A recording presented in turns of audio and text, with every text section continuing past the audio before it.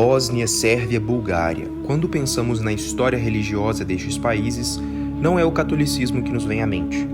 Hoje, a maior parte da Bósnia é muçulmana, enquanto as igrejas da Sérvia e da Bulgária são irredutivelmente apegadas ao cisma grego.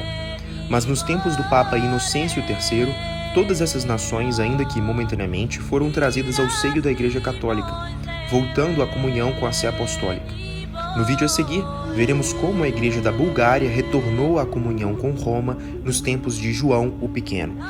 A Bulgária, ela fora, no século IX, ela optou pelo cristianismo grego e seguiu Constantinopla no cisma, sobretudo quando? Porque a Bulgária ela havia sido um país independente, um czarado, passou até a história como o primeiro império búlgaro até o século XI. No século XI, ela foi conquistada pelo Império Bizantino. Foi, durante muito tempo, uma província bizantina. No final do século XII, conseguiu recuperar a sua independência, fundando aquilo que ficou conhecido como o Segundo Império Búlgaro. E, tendo vivido durante tanto tempo sob dominação bizantina, os búlgaros detestavam os bizantinos.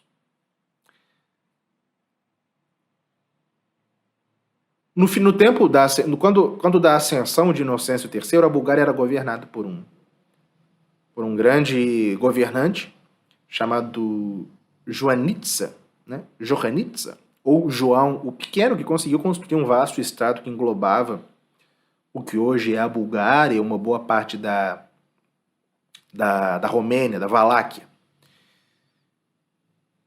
E como eu disse, os búlgaros detestavam os bizantinos e eles pensavam que, para se separar suficientemente dos bizantinos, não bastava a independência política, era também necessária a independência religiosa, e por isso decidiram romper,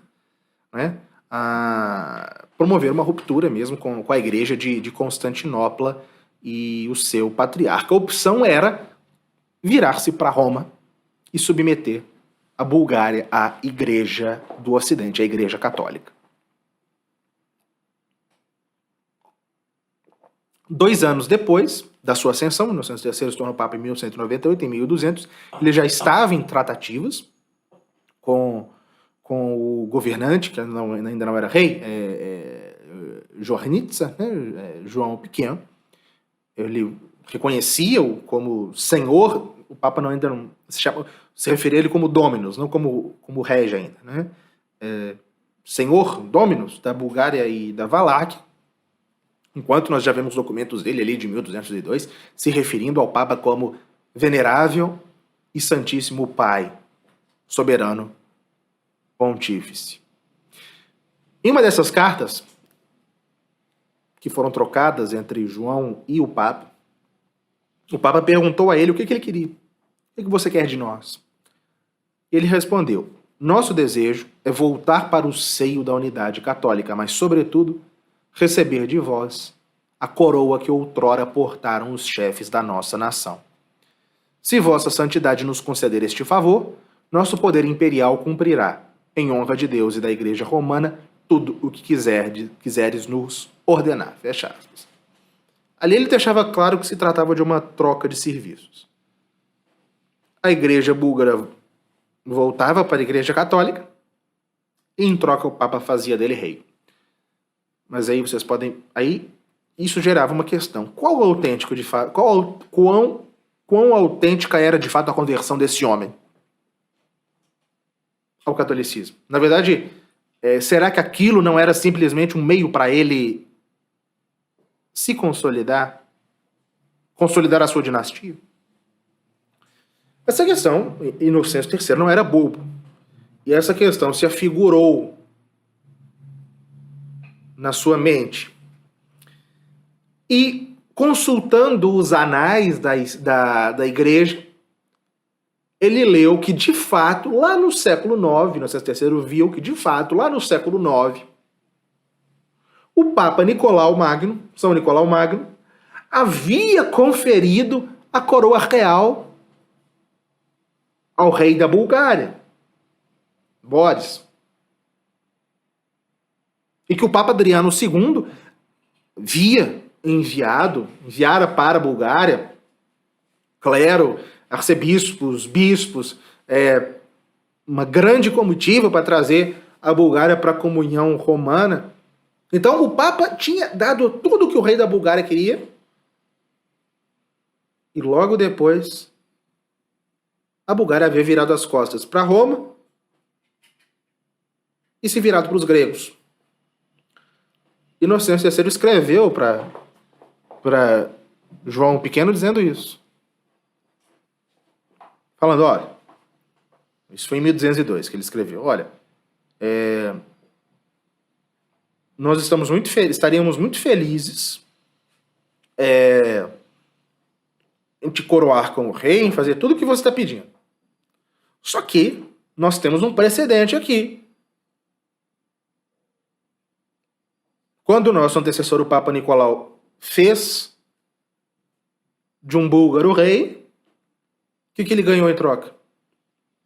A Bulgária seguiu Constantinopla. E disse, nós iremos te conceder a coroa, mas somente depois da transformação da igreja búlgara em católica. O rei da Hungria também colaborou nisso.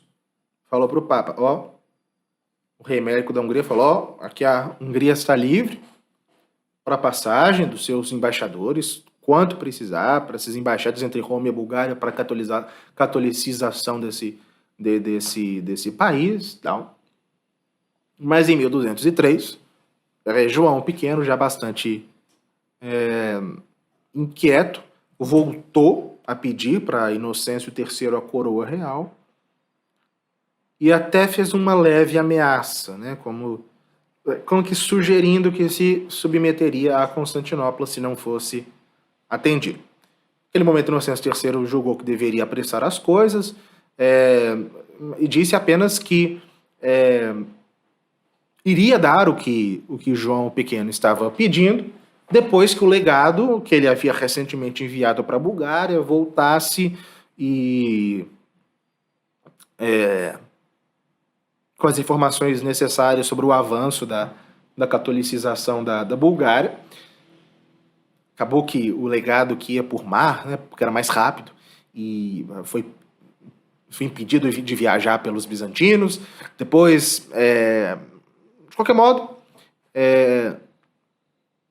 acabou que o legado chegou. Nesse meio tempo, Inocêncio III já começou a agir, né, de fato, como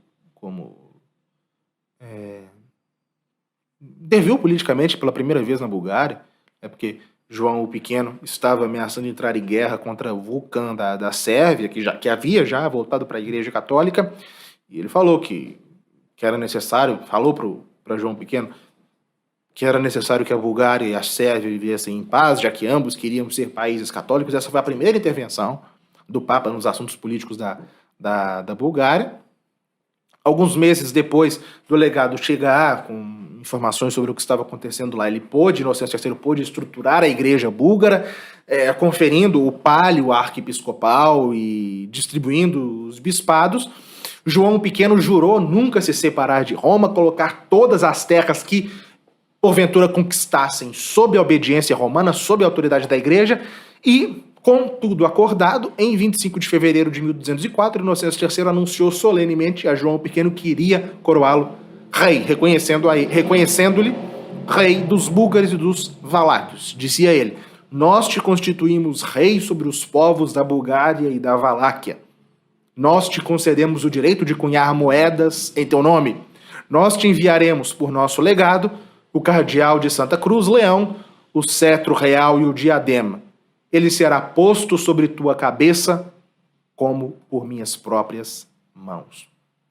Aquele Luché, ele diz, impossível exprimir mais nitidamente, reivindicar com mais força o direito que o papado se atribui de dispor dos impérios, de conferir as prerrogativas da soberania e de dar, como de remover, as coroas.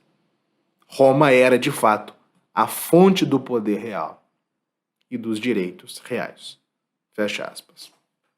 Pois bem, a Bulgária estava em vias de se tornar católica, o rei seria coroado pelo Papa, mas isso irritou também o rei da Hungria, que estava em guerra com a Bulgária.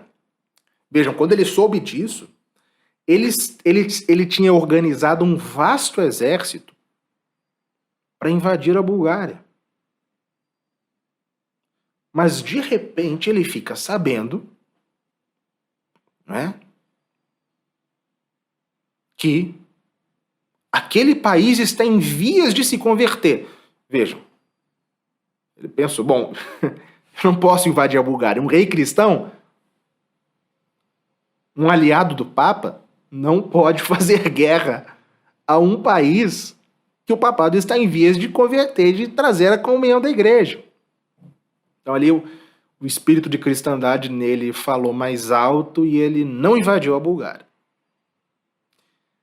Mas ele não se pôde conter quando o cardeal Leão, que era o encarregado de coroar João o Pequeno, rei da Bulgária, entrou na Hungria. Aí ele falou, não, aí não dá. Eu posso até não mexer com esse país, mas vê-lo se tornar um reino,